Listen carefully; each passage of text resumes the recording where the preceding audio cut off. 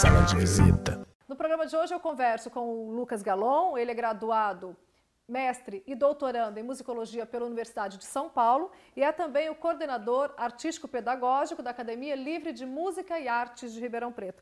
Lucas, prazer te receber de novo, falando de um assunto bastante comentado, bastante discutido, mas que na prática a gente precisa ainda focar em alguns pontos no que tange as escolas de educação básica do município, né, em todo o Brasil.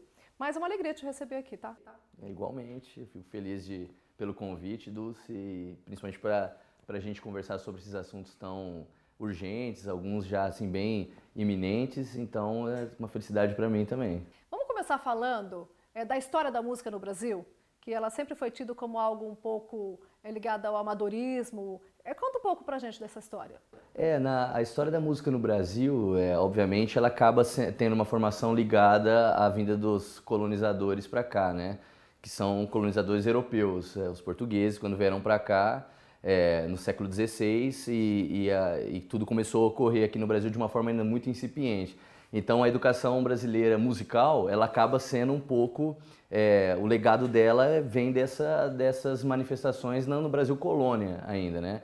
Então ela é muito ligada ao ensino jesuítico mesmo, quando os jesuítas estavam aqui. Então tradicionalmente a educação musical brasileira está conectada a uma ideia do colonizador com o colonizado. Então essa educação tradicional, que é de cunho realmente jesuítico, né, de doutrinação do outro, ela acaba sendo contestada depois de um tempo, que é um tempo que a gente vive agora, né, pela nova pedagogia, que vem buscando caminhos mais alternativos para uma interatividade maior.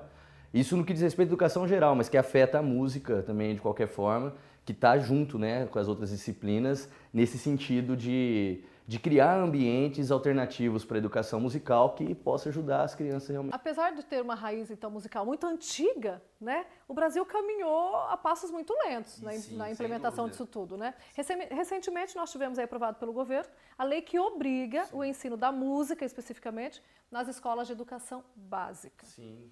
Isso na prática está funcionando, Lucas? Mais ou menos, né? A gente sabe que houve duas tentativas ao longo dos anos de se regulamentar a educação musical no Brasil. A primeira foi com o grandíssimo maestro e compositor brasileiro Heitor Villa-Lobos, que na época do Getúlio Vargas ele implantou a prática do canto orfeônico no Brasil. Os meus pais, por exemplo, estudaram na época do canto orfeônico e teve relativo sucesso esse ensino no Brasil, porque todo mundo aprendeu música nas escolas. Depois, novamente, foi paulatinamente minguando o ensino de música e por isso é a passos lentos, principalmente na época da ditadura militar, né? Muito tempo assim que esse ensino de artes, das ciências humanas, foi colocado em segundo plano. Ficou mais técnico. Não é uma cultura de uma forma geral hoje, né? Ainda sempre colocado como segundo plano e vinculado como sendo um segundo passo da educação, como deveria ser discutido como uma política pública não alternativa, mas com igualdade como as outras. Perfeito, né? Que é a lei vem tentar fazer isso agora, depois de muitos anos,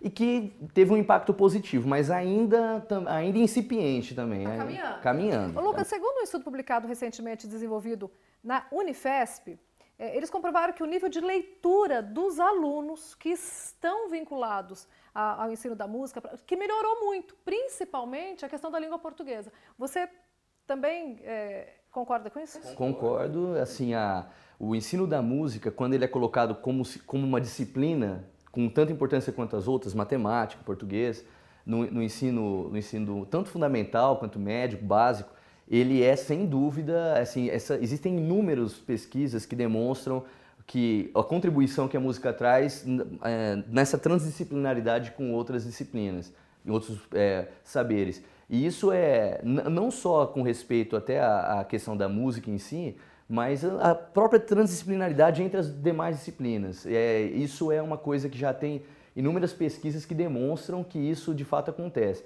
E a gente na prática, nos projetos que a gente trabalha, a gente vê pelo relato dos pais, né? De uma forma mais informal, a gente vê os pais relatam, meu filho melhorou, enfim, ele está mais concentrado, a questão da concentração, mais disciplina.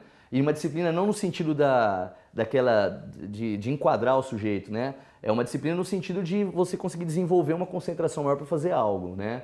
E essa disciplina, ela é essencial para as outras áreas também, né?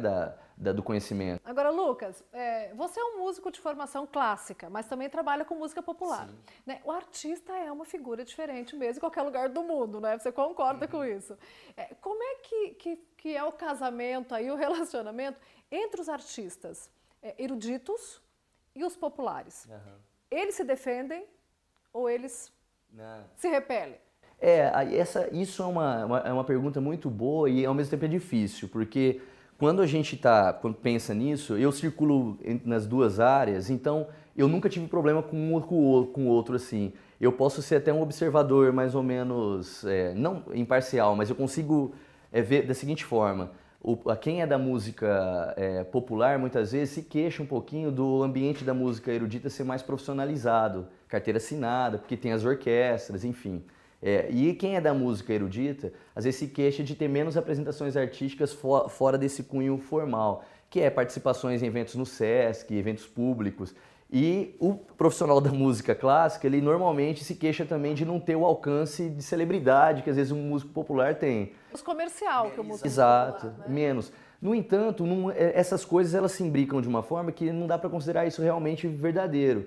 Porque quem é da música popular, vamos dizer assim, de alto desempenho, ele também tem tão pouco alcance quanto quem é da música clássica. Sem dúvida. Não é o que todo mundo sai perdendo, na verdade, é com relação a um outro parâmetro da música que é da indústria. Esses da indústria, de fato, eles monopolizam um pouquinho o gosto do público. É mais difícil para quem é da música popular e para quem é da música clássica. Agora, Lucas, a gente ouve, assim, ad eterno dizer que o artista não vive da música, né? Que ele não consegue sobreviver da arte dele. O artista em geral, mas a gente está falando de música. Você concorda com isso? Como é que está o mercado hoje para o... Eu não concordo, assim, embora isso seja uma fala senso comum, assim, eu falo muito dos meus alunos na universidade, inclusive, a gente vê muito nas falas de final de ano dos oradores da turma, sempre falando, nós somos batalhadores, porque falaram que a gente não ia conseguir nada, e eu sempre falo, não é muito assim, já foi assim. Eu não tenho músicos amigos desempregados, eu tenho músicos assim que estão às vezes em situações mais difíceis, por conta de certas instituições estarem em situações difíceis. Né? É o caso aqui de Ribeirão, que a gente é bem sabido. A orquestra tentando se reerguer. Mas, no entanto, músico desempregado é mais raro, porque é muito amplo o espectro que você pode trabalhar. Você pode ser professor, instrumentista, você pode ser acadêmico, você seguir carreira acadêmica. Agora, realmente não é fácil.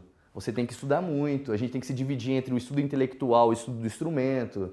Né, aquela coisa mais quem está na área acadêmica fica dividido entre a academia e o mundo das artes. Então a gente tem realmente uma certa dificuldade para lidar com essa digamos, divisão de campos. No entanto, a coisa do desemprego está um pouco como está o Brasil. Né? O Brasil, pelo menos geral, não tem grandes problemas. Não está segmentado. Não está segmentado.